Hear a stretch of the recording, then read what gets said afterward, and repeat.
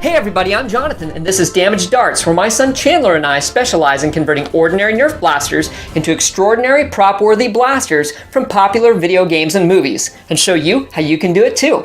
If you like what you see in this channel, won't you be so kind as to smash that subscribe button, hit the notification bell, leave a thumbs up like, and a positive comment below. Today we're going to show you how to convert the stock Nerf Overwatch D.Va blaster into this Overwatch D.Va blaster replica, complete with lighting effects.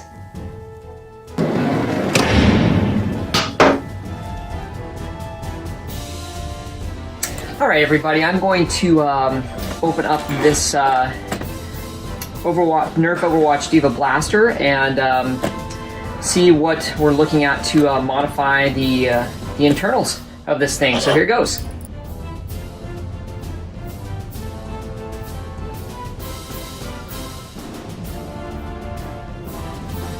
Okay, so I've got just a bottle of rubbing alcohol and a rag. So I'm just going to dab a little bit of this on there and clean up the end of the plunger head, just to kind of degrease everything. So I'm going to go ahead and degrease this. I've wetted the rag with some rubbing alcohol. Put some on the edge here. Can really get into that groove here where the O-ring goes. Because I don't want the Tephlon tape slipping around everywhere. You want to get a nice tack to it. So my attempt is again to degrease all this so it's not so slick.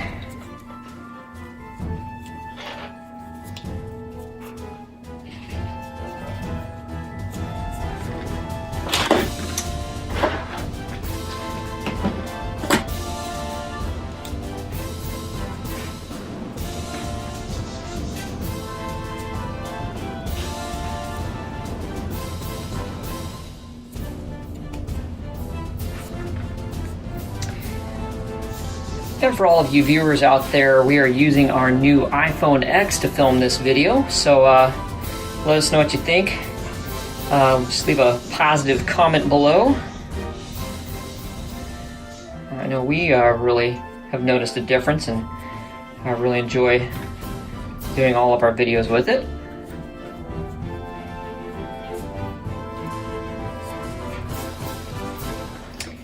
Alright, so I've got one more pass. Greased up pretty good, and we'll add some more lithium grease afterwards to the plunger after we've applied everything. Okay, so that's pretty good there. Now I'm going to take this just Tephlon tape. You can get this in any hardware store, and we're going to do a few wraps around the groove here before we reapply the O-ring.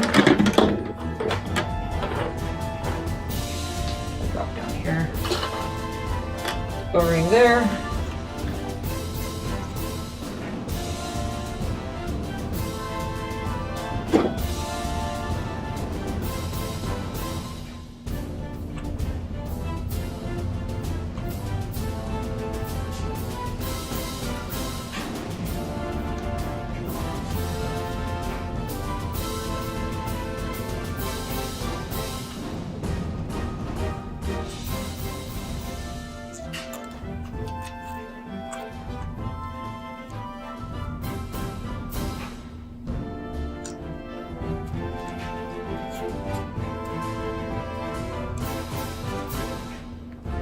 I'm going to go ahead and probably end up overdoing it here with the T-tape, because you can always peel some off and cut it off. Work your way backwards if need be, if it's too tight of a seal.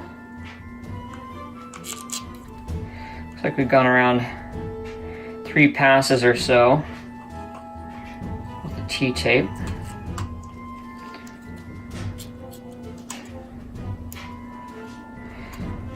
Give that a pull.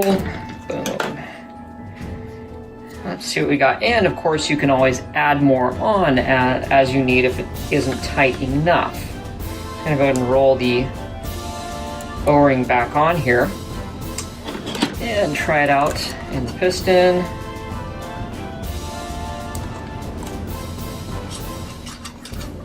Got much more better seal there. Much better seal there. In fact, I might add one more pass of the T-tape to stretch that out.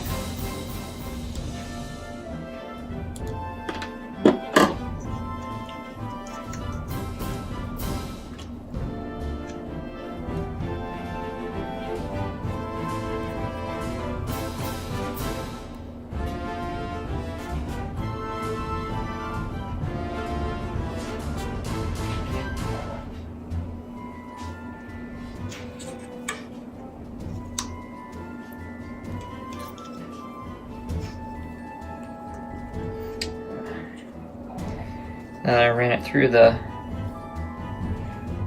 plunger, or the piston. I got some lithium on there. Just gonna have to take care. Getting that set. Okay, I've got some scissors here. Oop.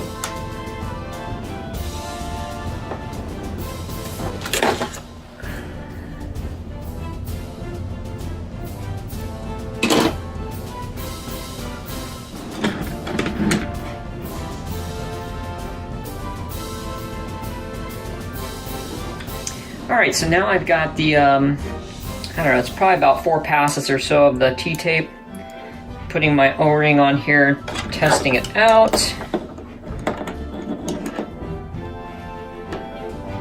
Okay. So that might be a bit, well, hold on. Hold the phone. Yeah, it might be a bit too tight. I'm not sure. If it'll set and it'll align right here.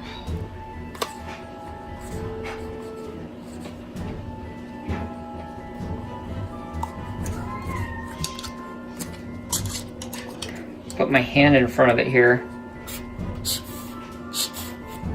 Yeah, I don't know, that's a pretty good vacuum there. I think that did the trick. You can hear that vacuum and the air shooting through my hand. That's what you want. That's a good way to test it, is you just plug the one end of it while pushing down on the plunger. You should have a lot of air cushion in there. I think that's good. So about 4 passes it took for this to really spread out that O-ring and tighten things up. So that's good. We're gonna go. All right, so the next part we've got to modify here is part of this plunger system. I'm gonna pop this out. Everything, well, I guess I don't really need to remove the spring. Trying to keep everything in as much as possible. So again, I'm going to take this cleaner spring, this whole section out. So I can show you guys here.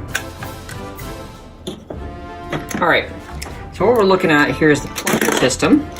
And I've got the O-ring inside this plunger, T-taped and ready to go. However, there's a second O-ring here, and if you can see, I'm going to put this back on real quick for you guys.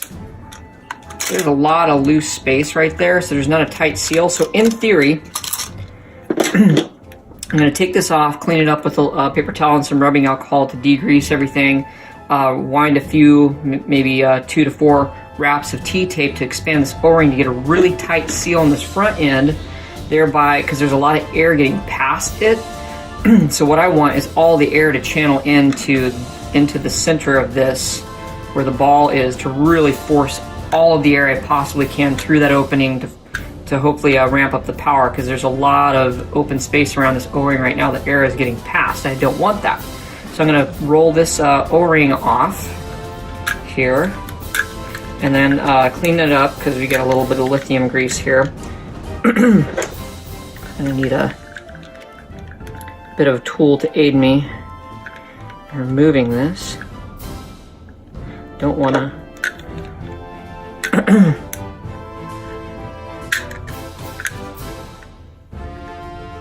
there we go. So I've got that off here, so I'm going to go ahead and clean this off and then put a few wraps of T-tape on that. Alright, so I got my paper towel here with a little bit of rubbing alcohol, and I'm just going to kind of degrease everything as best I can. It looks like this can be taken apart, but I'm trying to keep as much of it together as possible. Use another corner here. I'm just using rubbing alcohol from the store here to clean it all off. I can just get in here with an edge of the paper towel on that top end.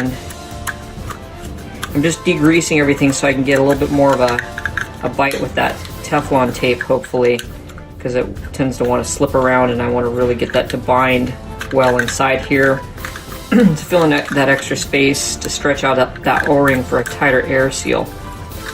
So, use another clean corner here.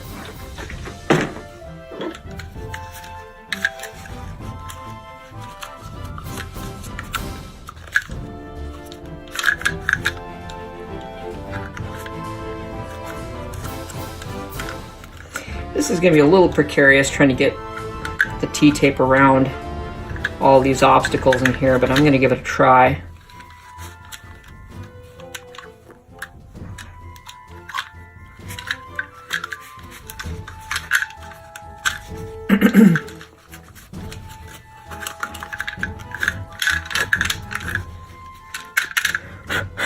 Let air dry a little bit. It seems to have a little bit of a duller sheen, meaning some of that grease has been taken off in that area. Alright, so let's give it a try. I've got my little roll of Tephlon tape here. And I'm going to grab some scissors here. It's easier to get a cleaner cut with some scissors. I'm going to attempt to work this Tephlon tape in here.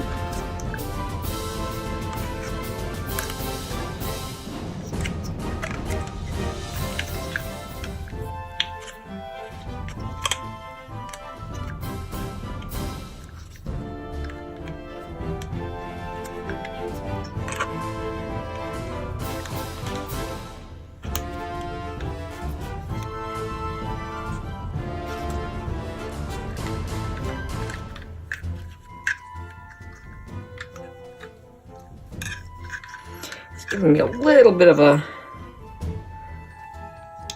trouble here, but I think I'll be able to manage. There we go.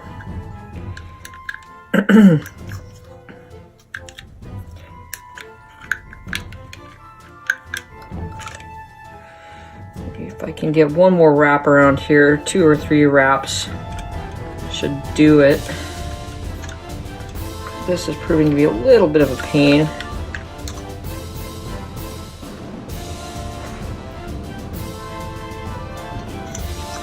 Go. Looking pretty decent. Might take a little screwdriver here to pull things together there.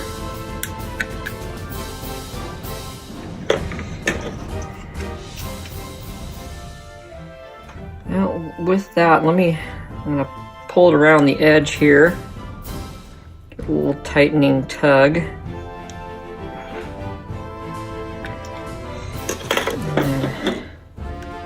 Cut it with some scissors. Just kind of use my little mini screwdriver to kind of stick it together there.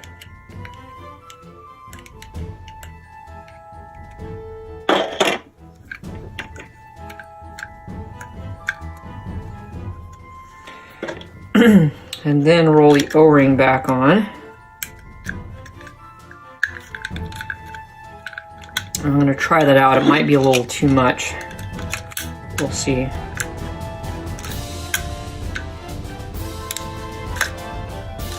It seems to be a very, very tight seal, but I don't believe there's to be much movement right here happening, really.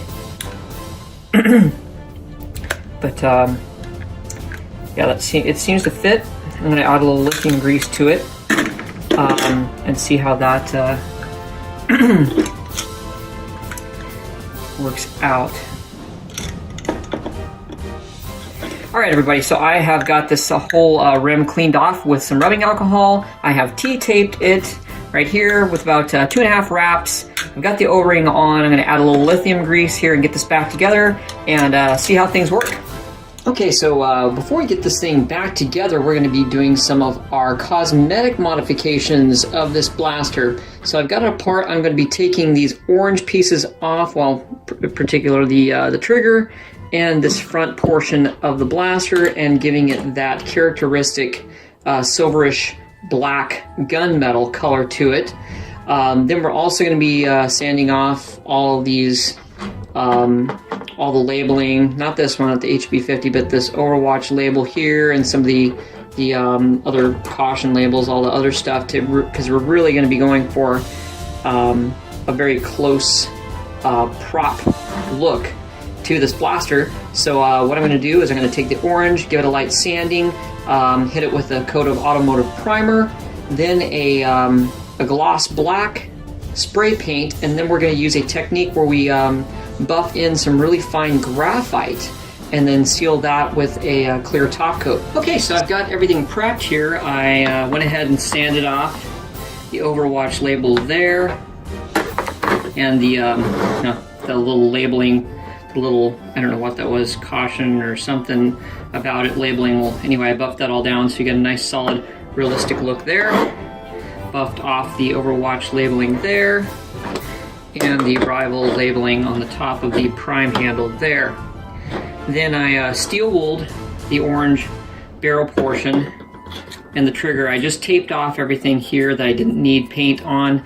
I highly recommend checking that out before you paint, because the mechanics that slide around in the blaster, you don't want to get any paint on that because it tends to gum things up. So I taped everything off that needed to be, and then hit that with an automotive, about a coat or two of the automotive primer, just a light dusting of it before we put on the gloss black on these, which is next. What I'm going to attempt to do now, I think I've done this before, I just want to see if it works out.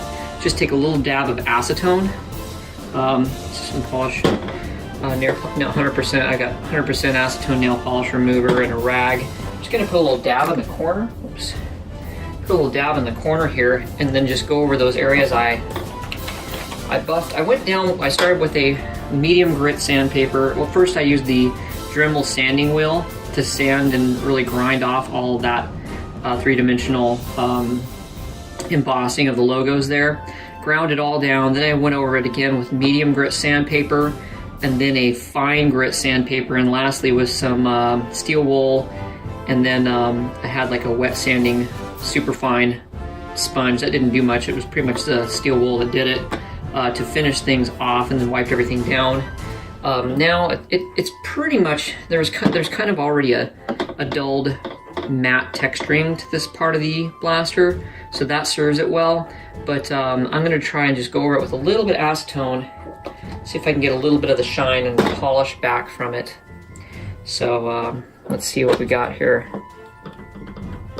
Because it'll melt, basically it'll melt the plastic a bit, just a bit. I'm going to try it on this small one first. It might be more shine than I really want.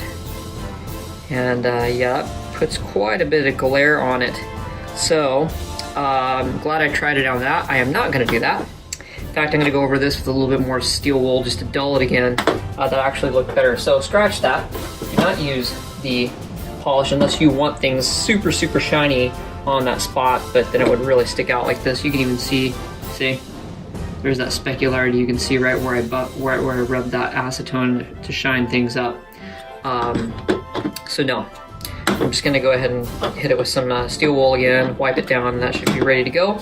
But next, I'm gonna go ahead and take these back out and hit that with a coat or two of the gloss black, and show you a really cool technique to create that silvery gunmetal shine using a fine powdered graphite.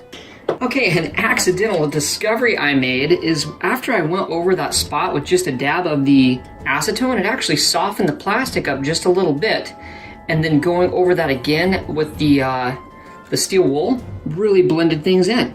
So you can barely make out, because sometimes you'll get a few dimples here and there when you use the rotary sanding drum to take off your logos. So I recommend that. Just a little dab of acetone on the edge of a rag, and then just kind of go over it, and you're gonna get that, it's gonna soften the plastic a little bit and then shine, you're gonna get this glossy shine, and then you go over that a few times with steel wool and then wipe it down with a dry rag, and that's what you get. So I'm actually gonna go over these portions here with a light bit of acetone, and then go over it with some steel wool, and then wipe it down with a rag. All right, so I've got everything prepped here with the automotive primer, the high gloss black. Now I'm going to use the technique of creating that nice silver shine to it using some fine grit graphite. And I got the Q-tips here to kind of buff things into little corners and edges, and then you can use a little puff pad to buff things down, rag, fingertip, whatever, just to get that shine in there. So that's what I'm going to do next.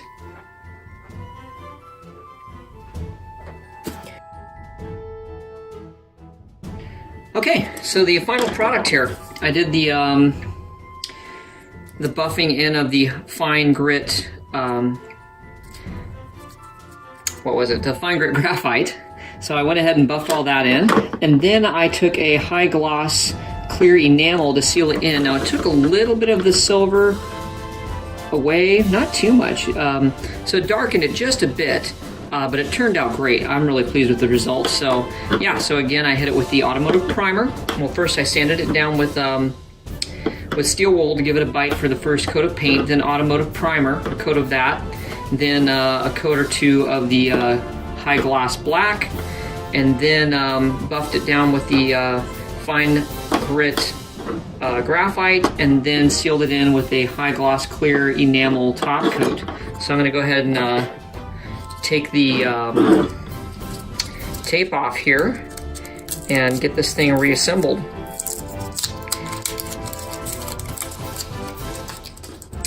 Now, turned out great, I think, for the most part. I noticed there's a little bit of orange showing through on this under part. So what I'm going to do is see if I can get in there with a little bit of black Sharpie marker. I might use the end of my just a small brush and a little bit of black acrylic just to cover over that part, so none of the orange is seen. But other than that, turned out great. So I'm going to go ahead and fill those spots in and then start putting this back together. All right, everybody, we're going to get to the rest of the paint modification process here. The barrel end turned out great. The trigger turned out great, but I noticed I forgot something, was the section right here in the lower portion also needs to have that metallic black silvery look to it. So I've begun to start taping things off to guard it, except for this part here that we're going to be working with, to put the black silvery metallic paint on it as well. One thing that helps on this is on the flip side. I've already taken it apart here. I'll show you here. There's some screws here, right here, that hold this portion down. Unfortunately, it's hard to pop the whole thing off, and I don't want to break anything on this, but I was able to undo the screws and just kind of pry this front end up so I can get up underneath it with some painter's tape. And that's really all I really need, is just to get a nice following along the line here to guard everything from getting paint on it here. So that's what I did. I just went ahead and undid the screws and just kind of pried it up a little bit, and I'm sliding some painter's tape underneath to mask that off. Then I'm going to just go ahead and tack on some newspaper and some tape and just cover this whole entire piece. So everything we do here on the steel wool, then the automotive primer, then the gloss black, and then the graphite, all gets focused to this section here. So I'm going to do that next.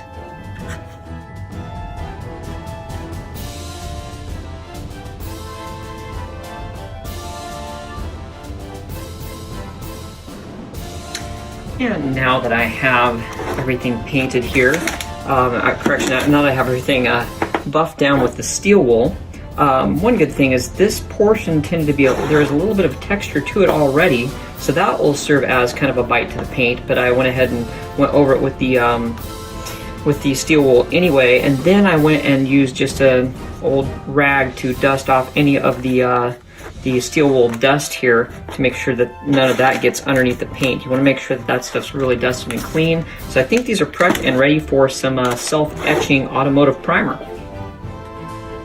Okay, so I have everything painted. After we buffed this down with the steel wool, I added a coat of the gray automotive primer, and then I went over it with 2 coats of the high gloss black, and now I'm going to be adding the fine powder graphite to it to give it that silver shine. Okay, so there is the silvering with the graphite. Now I could leave it like this, but I did on this particular one hit it with a gloss clear lacquer to seal everything in, just in case you don't grime your fingers up handling this part and get graphite on your fingers. And it tends to darken it. I mean, this looks really stellar silver as it does, but it does tend, as you can see, when I put the sealer on it, it tends to darken it a little bit, but you still get that shine. In fact, I think that is to our benefit for this particular blaster, because this is more of a black than it is a gray. So adding that will seal it in, but it'll give it more of that silvered black look to it anyway. So I'm going to go ahead and put that clear sealer on it.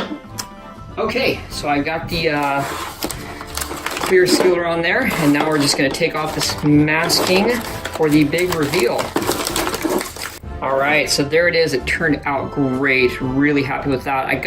Somehow I got a little bit of overspray. I could leave that just for this. It just adds a little, almost like a burn, like a heat look to it. But what I can also do is use one of my wet sanders, just a really fine grain wet sand, just to rub that stuff off, kind of like an eraser, and I'll probably do that. And then the little masking actually worked out great, and that dark, that paint job really enhanced that little light, that paint they put there for a light, so it really makes it pop a lot more too. So there is the full cosmetic mod, and now to get this thing back together. Now I'm going to work on the lighting effects to this blaster. I'm going to be using some EL paneling here that I got on Amazon. I'm going to light up these 2 portions here, and then I'm going to show you what I'm going to do next to the lighting in the front here. But first I'm going to hit these lights so you guys can see this. Got this EL panel on Amazon.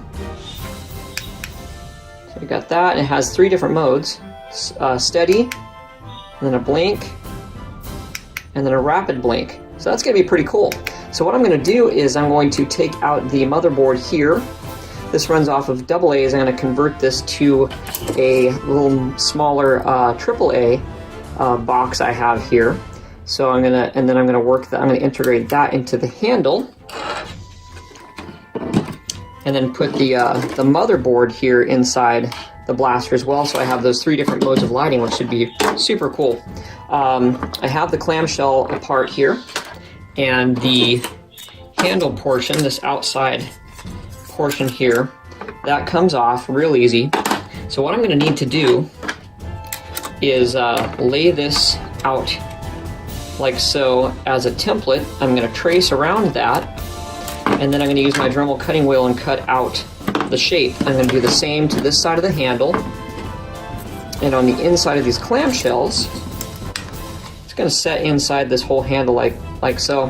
I'm going to need to make sure I got it correct here. Scratch that. So this one, boom. It's going to need to fit, yeah, right about there. So that's where it's going to be laying inside the handle. So I'm going to need to cut away these little supports right here with the Dremel cutting wheel too. So I have all this space, and then it goes all the way through the handle to the other side, and I'm going to epoxy it to this side, and then I can access the batteries just by unscrewing this little portion and sliding it off. It'll be kind of a battery door, if you will. So I just unscrew it, pop it off, and then I can access those batteries whenever the batteries die, replace some new ones. I may go into the base here and put a recharge port. I'm not sure if that's going to work or not yet. I haven't tested it.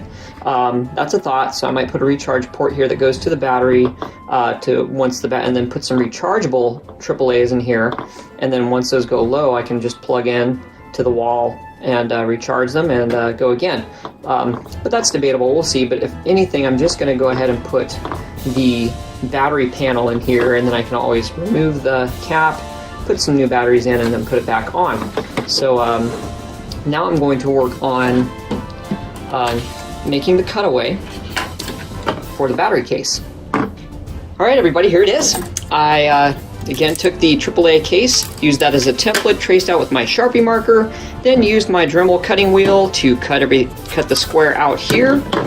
Did the same to the handle here. I had to do a little bit of trimming away at some edges here and here to get it nice and clear. And then on the caps, the handle caps here, I cut away this portion and a little bit of this portion so that it fit nicely.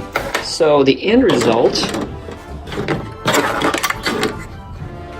get that piece capped in here.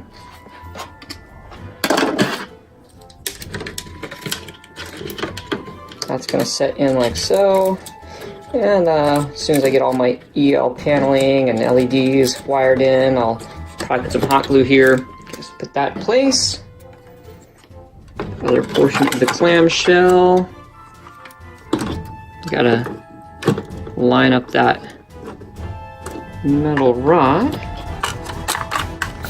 Okay. And that's what it looks like. So easy access to this battery case to pop in the AAA batteries when they run low. I'm probably gonna use some rechargeables, so when they run low, I pop them out, put them in a recharger, stick them back in, good to go. And here's my battery tray, the battery tray cap.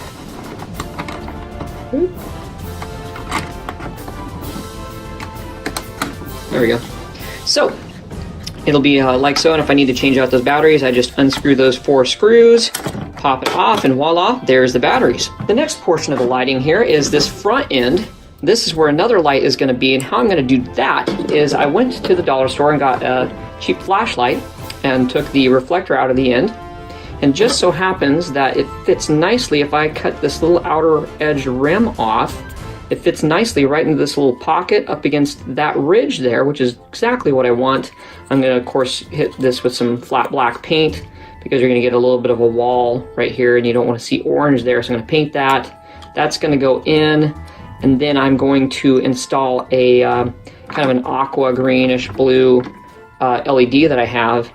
I'm going to mount that on the inside and put that there and wire everything in series to that battery. So you're going to get that EL paneling here and then a really super bright LED flashlight out there. So that's going to be super cool because we've got that three-stage lighting. So one is steady, and then another click is going to be that slow blink, and then the third click is that fast strobe blink. So that's going to be really neat when I finish that. All right, I've got my mini flashlight reflector sanded down to the right diameter that I wanted. I just used the edge of my cutting wheel, cut off the rim, and then just used the top of the wheel to sand it down. And then I also used my hand sander and just kind of sanded the end and the edge. Just went back and forth between my hand sander and the Dremel wheel until I got what I wanted. And I wanted to just take it down incrementally because I didn't want a looser fit. I wanted a nice tight press fit, which this does very nicely. And now what I've got to do next is I've got to clear out this circle here. And how I'm going to do that is I'm going to use a succession of drill bit sizes. I'm going to drill all of this out. It probably isn't going to take all of it out. And so how I'll deal with that is I'll just use my Dremel with the drum sanding tool and clear that up. Here's the end result. Again, I just went in and just started with an 1/8 inch and worked my way up to my 1/2 inch drill bit. Then one other thing that was a huge help is this deburring tool. And then I just went through, and you can actually kind of just go in here and carve away back and forth, and it'll just whittle away the plastic really cleanly. And then lastly, I took my Dremel with the sanding drum and just went in there and cleaned the rest of it out. And I have a nice clean opening here. So, press fitting my flashlight piece in. I get that. So it turned out great. In fact, it looks like, oh yeah, I got a little bit of orange walling in there. You can kind of see what I'm going to do is I'm going to go from the flip side and hit that with some flat black. There's a little bit of chipping here. I might go over that as well. Just spritz it with some gloss black paint, and then just go over it with a little bit more of that graphite again.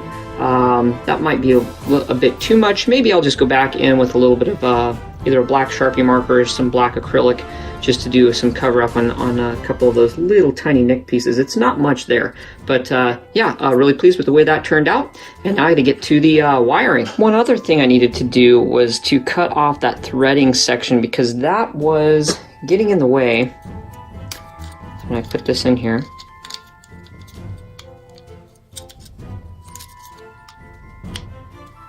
pressed it. It was getting in the way of this plunger system, because that has got to set just so here, and that's got to fit on top of it. And so those threads were sticking out and blocking the way for this to set properly. So I just took the cutting wheel and just zip that off. So the first flashlight reflector I had to place in here didn't go so well. It was a little bit oversized. I attempted to cut it down and get it inside just this first lip. However, that still proved to be too large, because what needs to happen is when I put it back on, well, this part's got to fit flush against the mag right here. So I went to the dollar store and I picked up one of these little Sunbeam mini flashlights, and it's got a much smaller reflector bell inside than the other one. So I'm going to take some needle nose pliers and pop that out and use that one in this. And what I'm going to do is go for the very inside diameter, not this one here that I did first, but even deeper, to where it bumps up against this little ridge right at the front, so it moves it as far away as possible from this mag when I put it on. Now I may need to cut down the reflector bell just a bit, so that basically what it comes down to is I just need it to fit like this with that reflector bell right there, because that's where that green 5mm LED super bright flashlight is going to be when everything's turned on. So I'm going to pop that reflector bell out. Okay, so it turned out pretty good. What I ended up doing is I just, had to keep whittling away and then lining it up and then cutting and lining and cutting, and I ended up having to, take out this little rectangular space out of the back end of it. And so I'm probably gonna have to modify some piece of plastic or a mounting right here in the middle to hold that LED. I'll figure something out, but in any case, it fits great. So now it goes flush, and it will drop inside the blaster. Like so. Nice flush fit.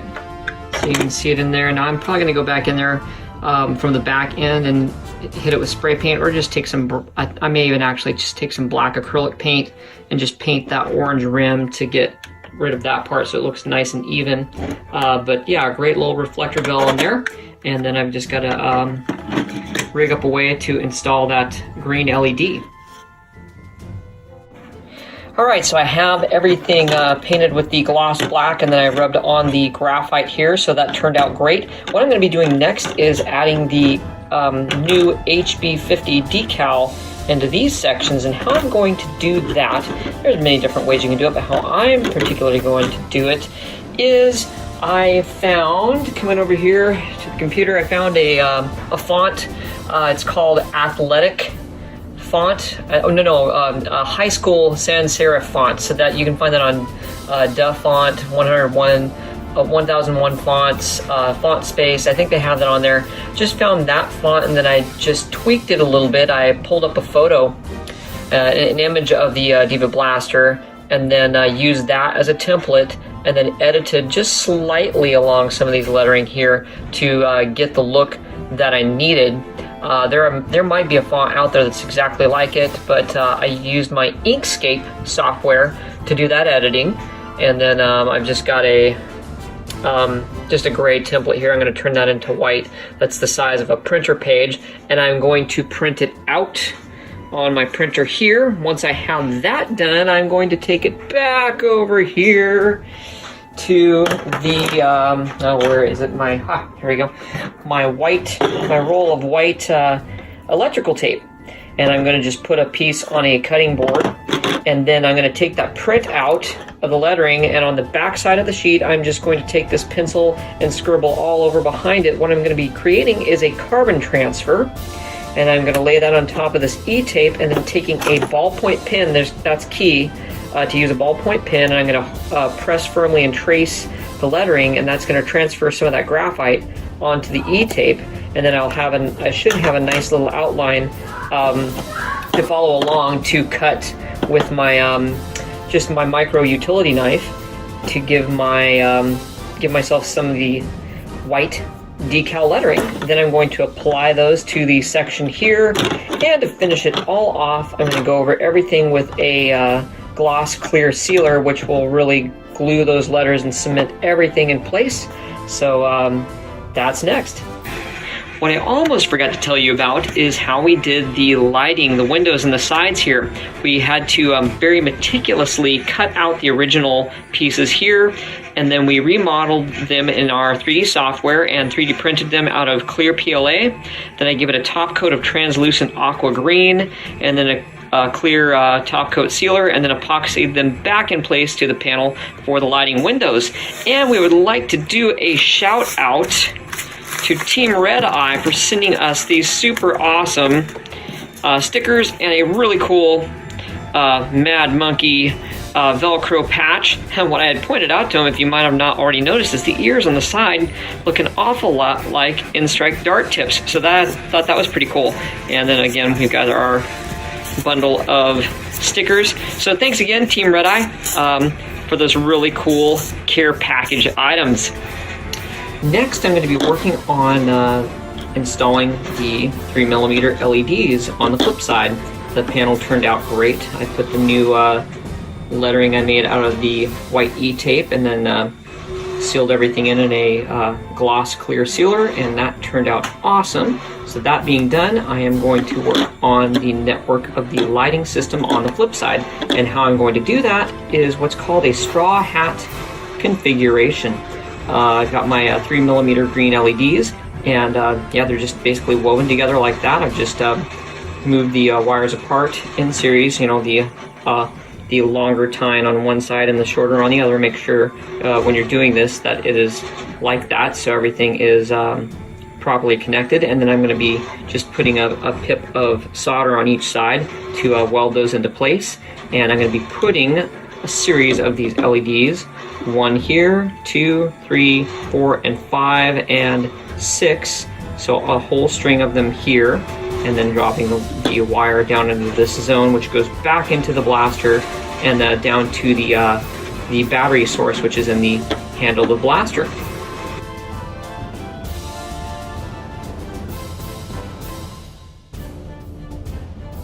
Alright, so now I'm going to get some of the wiring done on this half of the clamshell. Of course, it's the space that the battery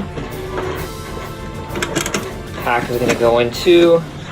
Now I'm going to need to run, let's set it this way, I'm going to need to run these wires through here, so I'm going to need to make a little cut right here and right here so it can drop into this area, because the control panel, or the board, I should say, the module is going to set right in here.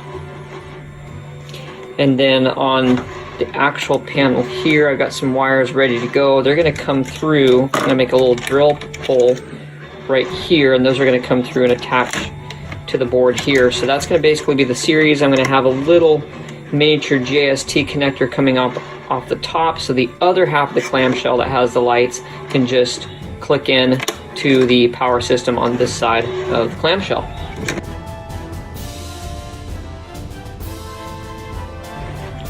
Now that I have all the wires ready to go and everything lined up and the slack that I need here, I'm just going to go ahead and hot glue these sections into place.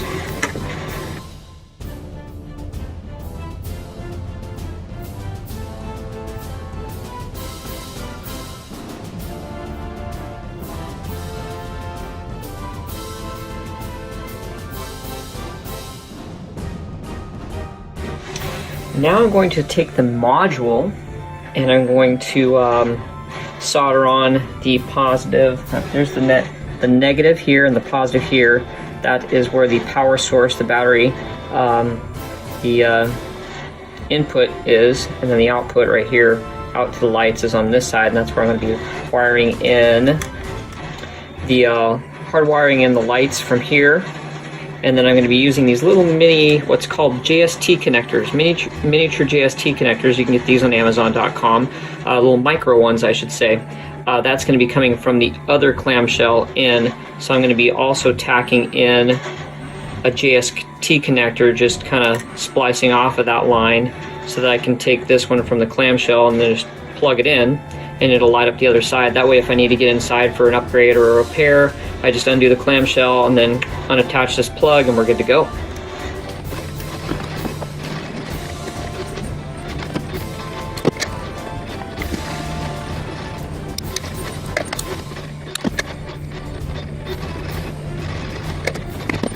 Now I'm going to drill a hole, a small 1/8 inch drill hole. Move this out of the way so I don't cut the wires. Right here next to that screw hole.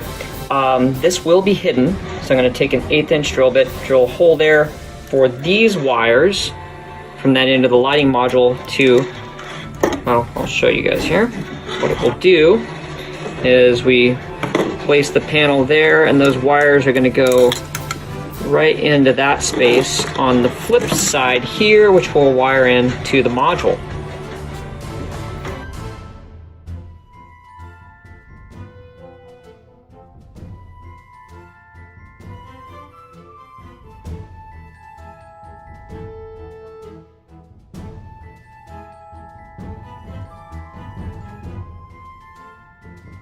Alright, I think I'm nearly done with this. Had a little setback.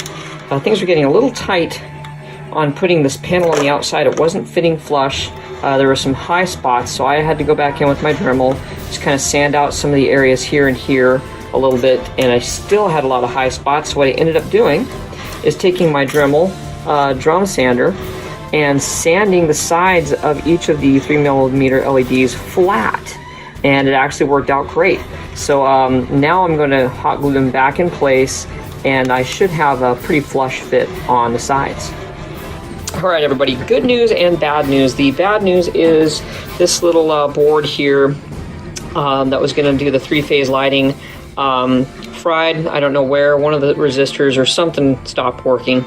But the good news is when I tried it out with just the battery, I got a ton more brightness out of the lights, which is what I want more than 3-phase lighting anyway.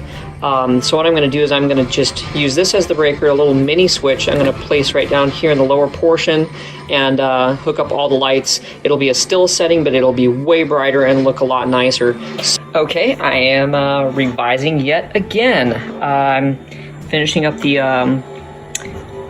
wiring here, and I originally went with this switch, but this is a tactile switch, so it's when it's down, it connects the circuit. When it's up, it's not. This will work well with an Arduino board, you know, when it initiates everything to go like it should, but in this case, you have to hold it down to keep the light on. So I needed a latching switch, and I luckily have a ton of different switches from all of our other Nerf mods, so it's just basically a mini light switch, and I've wired that up here. So then you switch it on, switch it off. So that is what I'm going with now. Another issue we came up against is inside of this plunger mechanism. You notice that the last ball was kind of jamming in place. It wouldn't slide up. Let me tilt it this way. There's a little ridge, if I can point it out to you guys, just right here. Correction, right there. See where it's round?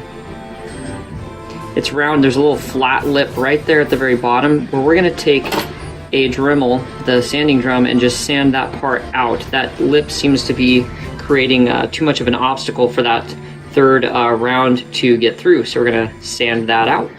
And I can also, I taped back the little spring-loaded doors and the little plunger pusher piece. Basically, I just taped back every mechanism out of the way so it didn't get in the way of the sander when I got in there to remove that section. Alright, so I sanded that piece down. Here's what it looks like. If I can show show you guys the right section here. Yeah, see if I push that away, it's pretty much gone. There's that little ledge isn't there. I didn't completely take it out. I just needed to get most of it out of the way and round it off, so that the ball that last one could really flow smoothly up through this chamber into the breech to be fired. So there's that. One other thing you got to tape is this little lever. That's the spring is under here, and that's the pusher pad right here. So you want to tape that down out of the way also if you're going to be sanding that part. But that should do the trick. All right, here is the finished wiring for the lighting system finally. So what I ended up doing is, again, going with the AAA, so 3 AAA battery holder that I had, that dollar store flashlight. And then going through here, I wired it all the way underneath. Now take care, if you're going to do this, you do not wire up on this upper track, because that's what this trigger has got to slide on, and it's got to go underneath and then above that post and through. So I wired the positive negative wiring there down to the LED here, and so on and so forth. And then I've got from that dollar store flashlight, I used that little reflector bell in here, and then I ground out that little window so it would fit against the mag inside. And then I just hot glued some foil onto that opening so I get a contiguous reflective surface. And I added a green pop bottle. We had a Sprite bottle, and I just cut out a circle on the curved edge of the bottle, and so I get kind of a lens effect here when I pop that in, so it looks green when the lights are off, and then of course green when the lights are on. So that was a final finishing touch. And real quick, I am going to put up right here with a bit of elevator music for a minute of the entire wiring diagram that goes inside of this. Feel free to fast forward or just soak it in if you are working on this tutorial from your home right now. So let's bring that up.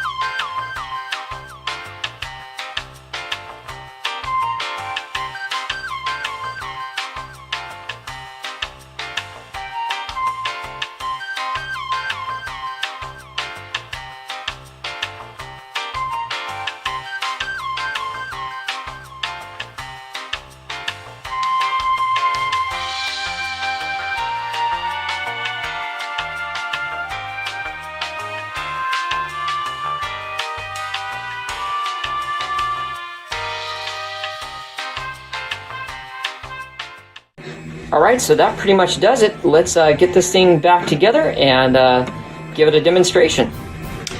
Alright, so now to get this back together, one particular tricky part here when you're getting the thing out completely is this part in the back.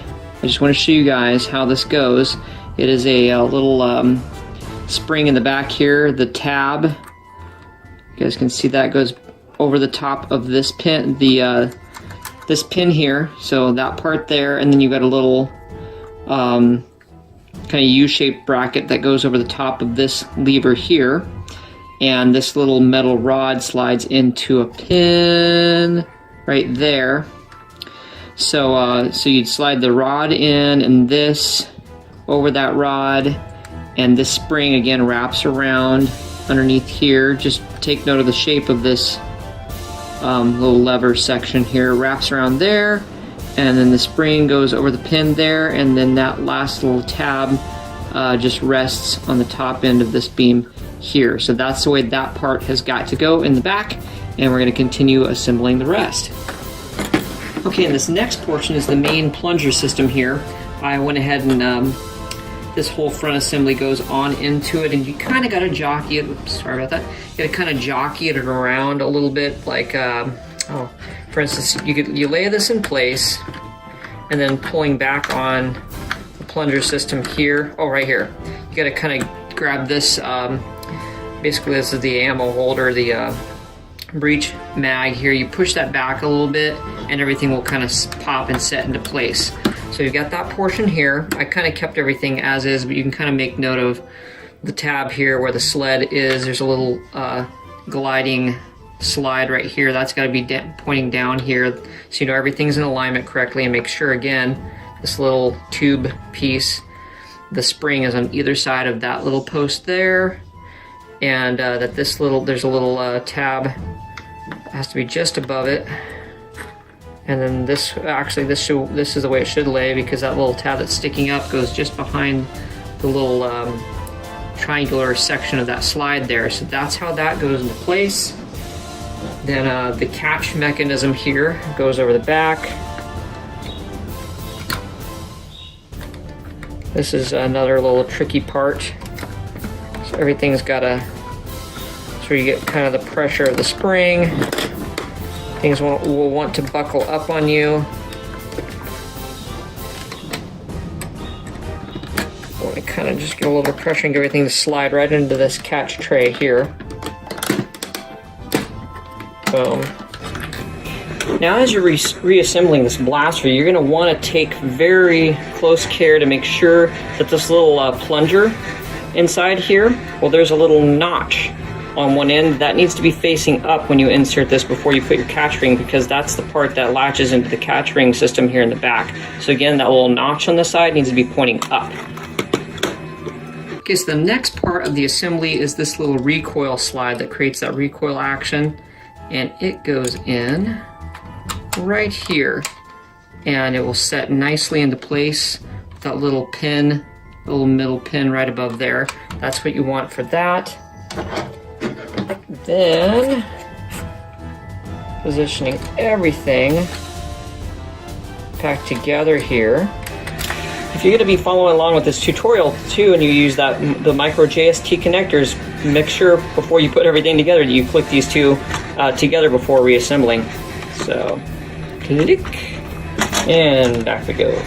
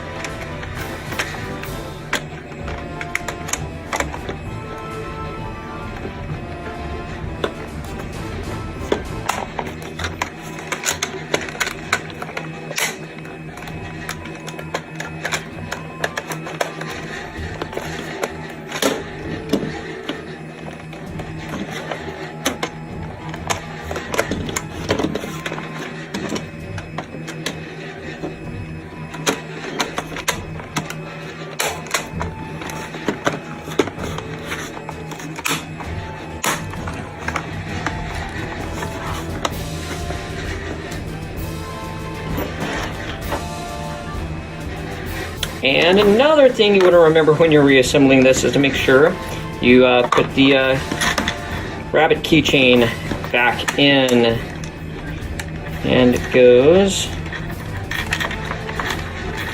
I believe, facing downward. Yep. Boom. And then continue reassembling.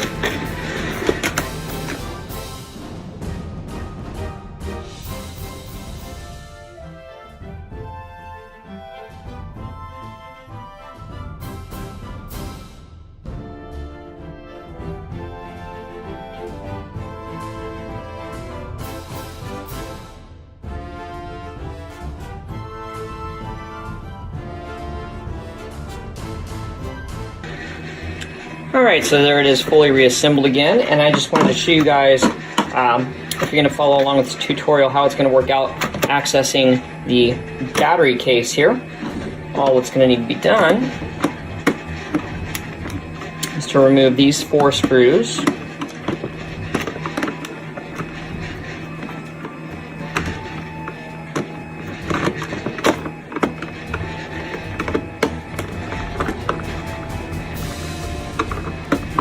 All I could do in the long run is you could probably drill a hole and install a recharge, a 21 mil, I can't remember, whatever it's, but a recharge port into it, and then some rechargeable batteries so you don't have to take it out. But I figured this is pretty easy to access because this is conveniently an outer shell. So you take off those 4 screws, voila! You've got access to the battery case. I've just got some little black hockey tape wrapped around just to keep the battery snug. But you can, I left enough slack here that you could take the battery case out here, pop out your 3 AA's, put some new ones in, drop it back in, and you're good to go.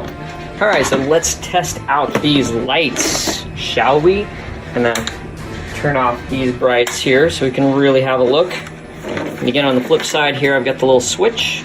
Bing!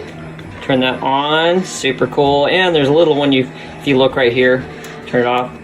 I even put a little tiny light right there. So there's the full light there, and of course, the super bright blind your opponent light. And this really is insanely bright, so you can pop them with some green light and then around from your rival.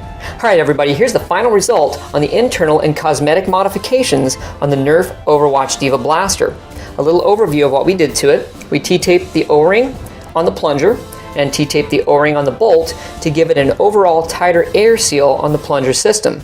We also sanded the little divot out of the magazine for a much smoother flow of the Rival rounds into the breech. As for the paint job, the barrel and the lower half and the side panels to better match the D.Va replica blaster, and to top it all off, some super cool green LED lighting effects.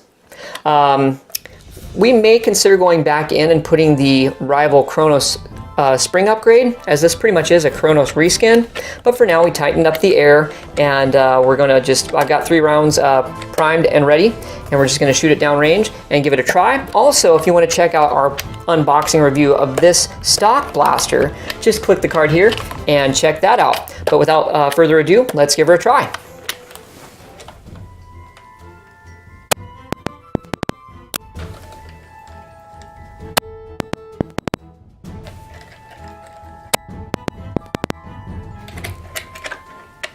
Yeah, super pleased with the performance. Definitely a bit more pop once we tighten those O-rings. Wish we had a chronometer to measure the difference in there, but really pleased with the performance and the look of the final result of this blaster. All right, we got the lights down here. We're just gonna give a little demonstration of the lighting effects. We've got the little switch here on, and you can see the lighting on the side. There's a bottom indicator light there, and of course the super bright green flash there to blind your opponent before popping them with a Rival round.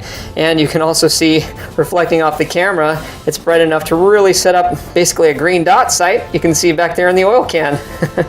All right, everybody, hope you enjoyed watching that tutorial of converting a stock Nerf Overwatch D.Va blaster into this Overwatch D.Va blaster replica, complete with lighting effects. If you haven't subscribed to our channel already, just click the double D icon below. You'll help us create more cool content for your enjoyment and inspiration. Until next time, I'm Jonathan, and this is Damaged Darts.